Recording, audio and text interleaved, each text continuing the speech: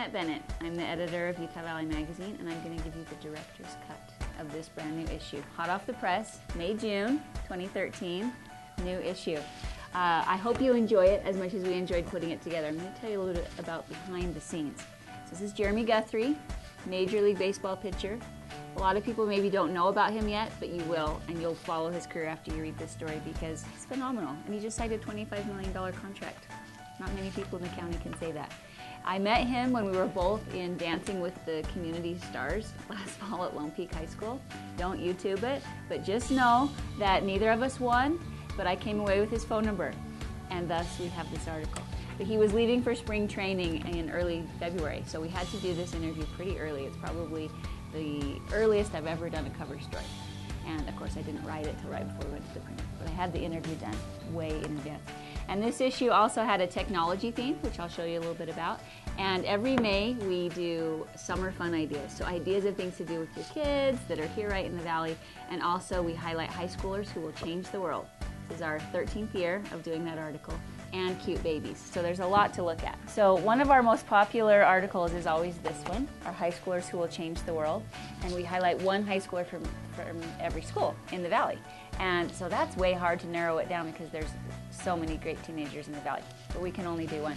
And we invite them into the office, and the last one didn't come in until the day before we went to the printer. That caused a little bit of stress. But these are busy teenagers, they've got a lot going on, and so we understand. And it worked out. We got the photo in, and so all was well. One interesting thing is a lot of them said their favorite restaurant was Olive Garden.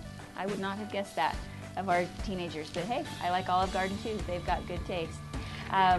With Jeremy Guthrie, one of the very last things we did too is we put this in 2 different colors so that it helped people read that it was Guthrie, not just his last name. Because I got that, but I guess other people didn't get the play on words. So we added that little color in right at the end.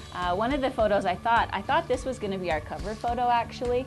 He has this cool shoe room. It's basically a shoe store in his basement. It smells like a shoe store. It's full of his Nike collection.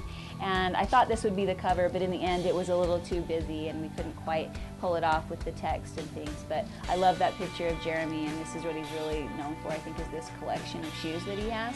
YouTube that. So another really yummy section in this issue is our Urban Saloon, done by Brittany here on our staff, where we highlight some restaurants. And this was hard for me to edit because I'm on a diet right now and I wanted to eat everything we wrote about. But Decadence Cafe, we're going to try that. Our last staff meeting was actually held at Wild Mustang Grill and Bakery, so we accomplished a lot there. And that's actually where each issue starts, is at the staff meeting. As the editor, I run that meeting. I come up with the overall framework and then need everybody's input and everybody's help to make it happen.